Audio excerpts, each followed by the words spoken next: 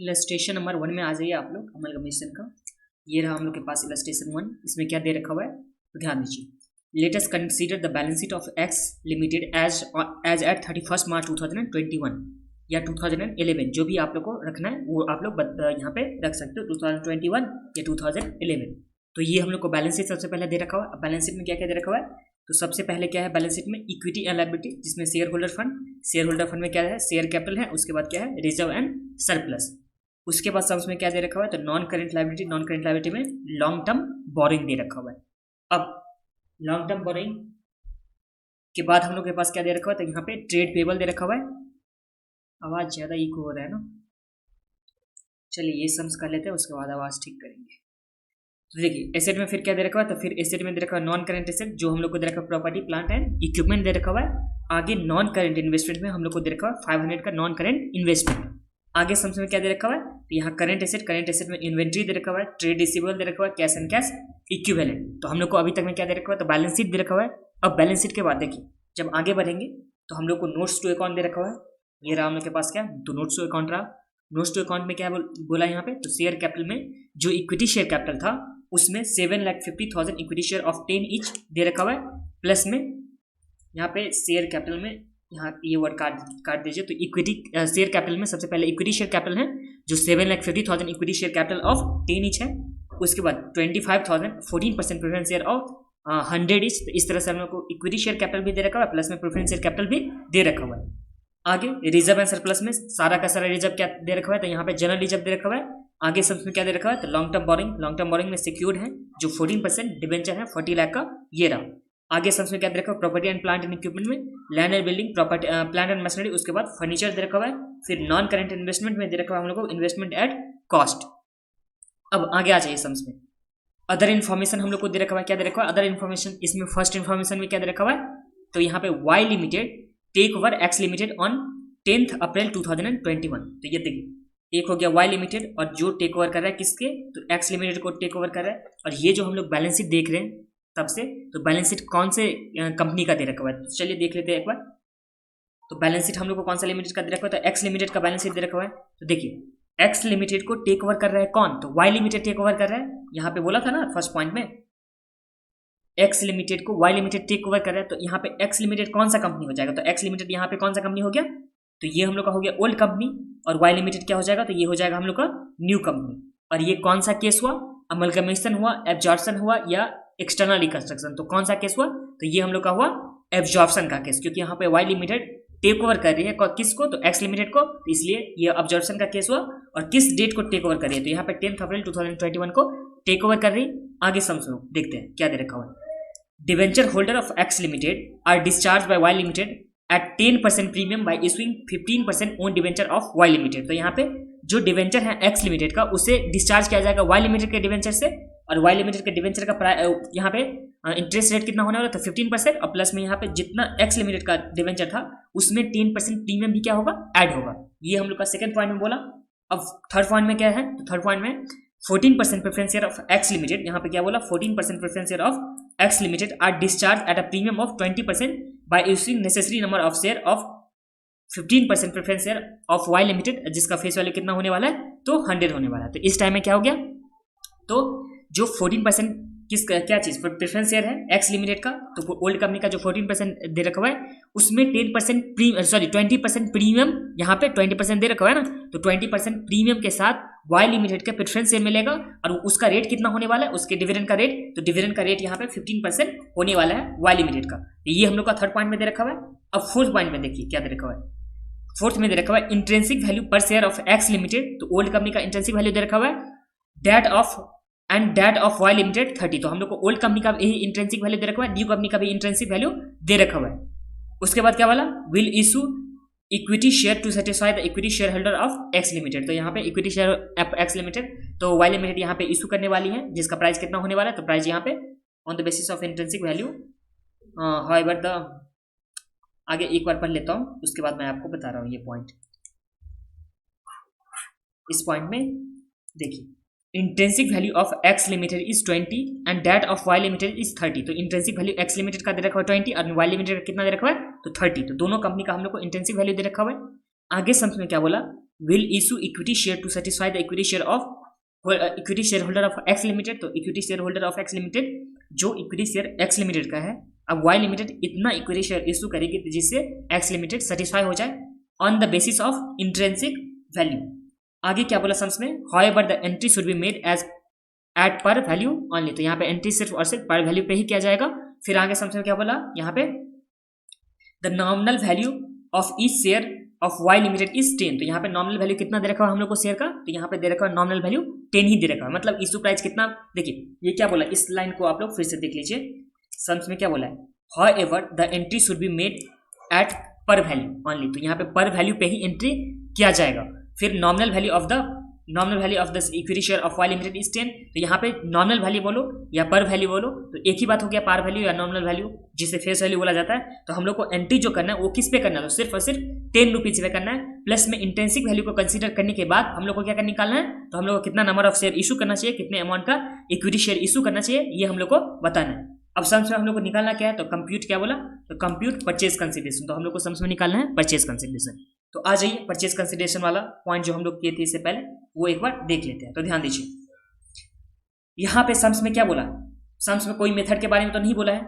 ये रहा हम लोग के पास, एक सेकेंड बता दूं, परचेज कंसिडरेशन का पॉइंट। तो परचेज कंसिडरेशन में हम लोग का क्या होता था, दो मेथड होता था, एक होता था नेट पेमेंट मेथड, दूसरा क्या होता था net asset method. Net payment method में क्या होता था, इसे हम लोग फर्स्ट प्रेफरेंस देते थे और नेट एसेट मेथड को हम लोग सेकंड प्रेफरेंस देते थे। नेट पेमेंट मेथड में क्या होता था कि कितना इक्विटी शेयर को मिलेगा, कितना प्रेफरेंस शेयर को मिलेगा, उसको हम लोग ऐड करके निकालते थे नेट पेमेंट मेथड में। अब सम्स में तो हम लोग को कितना प्रेफरेंस शेयर को मिलने वाला है उसके बारे में इन्फॉर्मेशन दे रखा हुआ है, प्लस में कितना इक्विटी शेयर को मिलने वाला है उसके बारे में भी हम लोग को इन्फॉर्मेशन दे रखा हुआ है। तो क्या करेंगे हम लोग, तो हम लोग नेट पेमेंट मेथड से चलेंगे। और नेट पेमेंट मेथड में क्या कैसे करते थे, तो पेमेंट टू, तो जितना पेमेंट करना होगा, फिर पेमेंट इन, और उसका वर्किंग होगा, और फिर क्या हो जाएगा, अमाउंट हो जाएगा। तो हम लोग को इस तरह से करना है। अब कितना शेयर देना चाहिए, कितना अमाउंट ऑफ शेयर देना चाहिए, ये हम लोग कैसे निकालते थे, तो सबसे पहले क्वेश्चन में गिवन होता था। तो जब क्वेश्चन में गिवन होता था तब कोई प्रॉब्लम नहीं, या इंट्रिंसिक वैल्यू स्वैप रेशियो मालूम होता था। तो स्वैप रेशियो भी अगर दे रखा होता है, स्वैप रेशियो का मतलब कि हाँ 4 शेयर मिलेगा 5 शेयर के बदले, 2 शेयर मिलेगा 5 शेयर के बदले, इस तरह से कुछ लिखा होता था, उसे बोलते थे स्वैप रेशियो। एंड उसके बाद क्या है, कैलकुलेटेड विद डीम स्वैप। तो डीम स्वैप के टाइम में हम लोग क्या करते थे, value of old company divided value of new company. और यहाँ पे वैल्यू में फेयर वैल्यू यूज किया जा सकता है, इंटेंसिक वैल्यू भी यूज किया जा सकता है। तो जो क्वेश्चन में दे रखा होगा उसके हिसाब से हम लोग करेंगे। तो हम लोग को इस सम्स के हिसाब से क्या दे रखा हुआ है, इस सम्स के हिसाब से हम लोग को इंट्रिंसिक वैल्यू दोनों कंपनी का दे रखा हुआ है, और उस इंट्रिंसिक वैल्यू में हम लोग नंबर ऑफ शेयर से मल्टीप्लाई करते हैं, और जितना इशू प्राइस होता है उससे हम लोग क्या करते हैं, मल्टीप्लाई करते हैं। ये जो हम लोग का second point and third point जो दे रखा हुआ है उसके हिसाब से ये हो गया। तो चलिए हम लोग बनाते हैं क्वेश्चन नंबर 1। क्वेश्चन ही है, इलस्ट्रेशन है, तो illustration number 1, calculation of purchase consideration. Calculation of purchase consideration. सबसे पहले 2, तो किसको देना होगा, तो प्रेफरेंस शेयर होल्डर इन, तो क्या चीज में देंगे, तो हम लोग प्रेफरेंस शेयर होल्डर को क्या देते हैं नॉर्मली, तो प्रेफरेंस शेयर होल्डर को हम लोग नॉर्मली प्रेफरेंस शेयर देते हैं। इक्विटी शेयर होल्डर को हम लोग नॉर्मली इक्विटी शेयर देते हैं। तो प्रेफरेंस शेयर को हम लोग देंगे, कितना प्रेफरेंस शेयर देंगे, और ये कितना परसेंट होने वाला है, तो यहाँ 15% प्रेफरेंस शेयर होने वाला है। इसका सेकंड पॉइंट एक बार फिर से पढ़ लीजिए, क्या दे रखा है, 14% preference share of X limited. तो एक्स लिमिटेड का 14% है, और वाई लिमिटेड में कितना में इशू होगा, तो 15% प्रेफरेंस शेयर में इशू होगा, और जिसका फेस वैल्यू है 100 और प्रीमियम पे इशू हो रहा है 20% प्रीमियम में इशू हो रहा है। अब देखिए यहाँ पे हम लोग को प्रेफरेंस शेयर कितने का दे रखा हुआ है, तो 25,000 प्रेफरेंस शेयर दे रखा हुआ है, 25,000, और यहाँ पे 100 के ईच करके दे रखा हुआ है। देखिए वर्किंग में देख लीजिए आप लोग, सबसे पहले प्रेफरेंस शेयर कितना है, तो 25,000, तो 25,000 प्रेफरेंस शेयर है। अगर हम लोग 10% प्रीमियम में देंगे, नॉर्मली फेस वैल्यू जो हम लोग को दे रखा हुआ है यहाँ पे सम्स में फेस वैल्यू जो दे रखा हुआ है कितना, तो ये 100 दे रखा हुआ है, और हम लोग को 10% 10 ही है ना, एक बार चेक कर लो, 20 है, यहाँ पे 20 है, गलती से बार बार मैं 10% बोल रहा था, तो 20% यहाँ प्रीमियम में दिया जा रहा है। तो ध्यान दीजिए, नॉर्मली फेस वैल्यू है 100, अगर 20% प्रीमियम में दिया जाएगा तो यहाँ पे क्या हो जाएगा, तो ये 120 हो जाएगा ना, या 120% बोलो या 120, तो ये हो जाएगा। तो ये 120 से हम लोग मल्टीप्लाई करेंगे, बिकॉज प्रीमियम पे इशू किया जा रहा है। तो फेस वैल्यू 100 है, और 20% प्रीमियम हो गया, तो प्रीमियम अगर 20% हो गया तो 20 हो गया, 100 का 20%, तो यहाँ पे इशू प्राइस जो होने वाला वो कितना होने वाला है इशू प्राइस, तो ये हो जाएगा 120। तो ये समझ में आ गया आप लोग को कि 25,000 नंबर ऑफ प्रेफरेंस शेयर था, उसके बाद उसमें 20 प्रीमियम में इशू किया जा रहा है, तो वैल्यू इसका 100 दे रखा हुआ फेस वैल्यू, उसमें अगर हम लोग प्रीमियम ऐड करेंगे 20% तो ये कितना हो जाएगा, तो 120 हो जाएगा। तो ये आ गया 25,000 इंटू 120। यहाँ तक तो आप लोग को समझ में कोई प्रॉब्लम नहीं है। अब क्या करेंगे, इसे मल्टीप्लाई कीजिए, कितना आता है, तो 25,000 इंटू 120, तो ये हम लोग का आ गया अमाउंट में आ गया 3000, मतलब 30 लाख आ गया। 30 लाख आप लोग लिख दीजिए अमाउंट में। तो ये तो प्रेफरेंस शेयर होल्डर का हो गया। तो प्रेफरेंस शेयर में सिंपली ध्यान दीजिए, परचेज कंसिडरेशन में जब भी हम पेमेंट होता है तो सिर्फ और सिर्फ शेयर होल्डर को जितना पेमेंट होगा वही हम लोग कंसीडर करेंगे परचेज कंसिडरेशन में, ना कि डिबेंचर का कितना पेमेंट हो रहा है वो हम लोग को कंसीडर करना है। तो एक तो सबसे पहले ये समझ लीजिए कि जब भी परचेज कंसिडरेशन निकालना होगा तो उस टाइम में इक्विटी शेयर होल्डर वाले को कितना देना है प्लस में प्रेफरेंस शेयर वाले को कितना देना है, वही मेरे को कंसीडर करना है, वही हम लोग को कंसीडर करना है। तो इस केस में प्रेफरेंस शेयर होल्डर वाले को 15% प्रेफरेंस शेयर देना था और 20% प्रीमियम में देना था। तो फेस वैल्यू 100 था, उसमें 20% प्रीमियम ऐड करेंगे तो उसका इशू प्राइस कितना हो जाएगा, तो 120 हो जाएगा। तो नंबर ऑफ शेयर तो हम लोग को सम्स में गिवन था 25,000, जितना पुराना था उतना ही नंबर ऑफ शेयर हो गया, और 120 ये प्रीमियम के बाद ऐड करने के बाद 120 इसका इशू प्राइस हो गया। तो उस इशू प्राइस से हम लोग मल्टीप्लाई करते हैं। तो ये तो हम लोग का प्रेफरेंस शेयर का हो गया।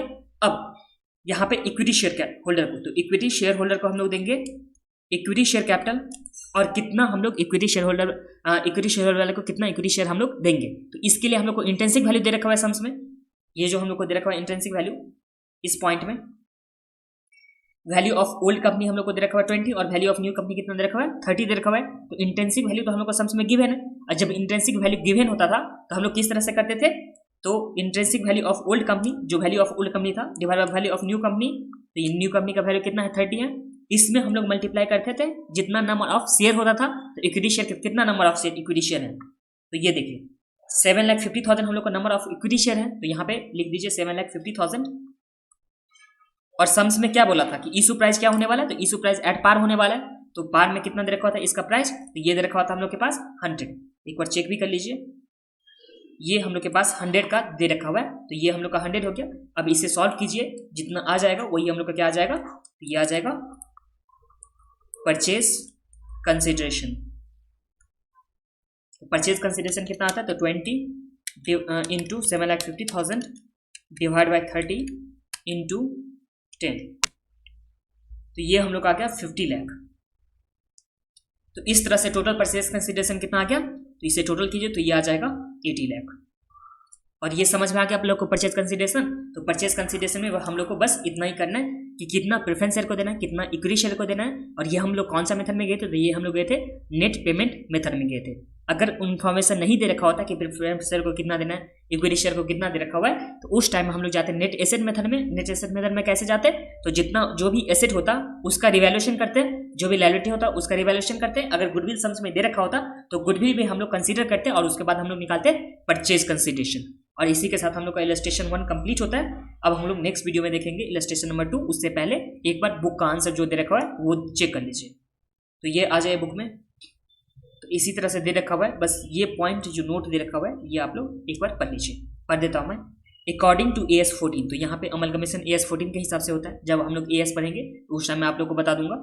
फिर क्या बोला, amount paid to debenture holder should not be included in the purchase consideration. तो ये आप लोग लिख दीजिएगा नोट देकर के कि प्रेफरेंस जो भी डिबेंचर होता है, डिबेंचर होल्डर हो गया या डेप्ट हो गया, डेप्ट होल्डर हो गया, तो जो भी लोन होगा या डेप्ट होगा, डिबेंचर होगा, ये सब का अमाउंट यहाँ पे परचेज कंसिडरेशन में कंसीडर नहीं किया जा सकता है एज पर AS 14। Such debenture will be taken over by Y limited and then discharge by them later. तो यहाँ पे टेक ओवर का जो डिबेंचर है उसे टेक ओवर करेगा वाई लिमिटेड, और उसके बाद कभी अपना डिस्चार्ज करेगा। ये तो सिंपल सा बात है, आप लोग को बस इतना पॉइंट लिख देना। मैं आप लोग को ये चीज़ अगर होगा नोट करके तो आप लिख सकते हैं according to AS 14 amount paid to debenture holder is not to be included should not be included in purchase consideration calculation, या परचेज कंसिडरेशन में इसे इंक्लूड नहीं करना चाहिए। ये आप लोग को लिखने का मन होगा तो लिख दीजिएगा, नहीं तो कोई बात नहीं। ये तो सिंपली परचेज कंसिडरेशन का था।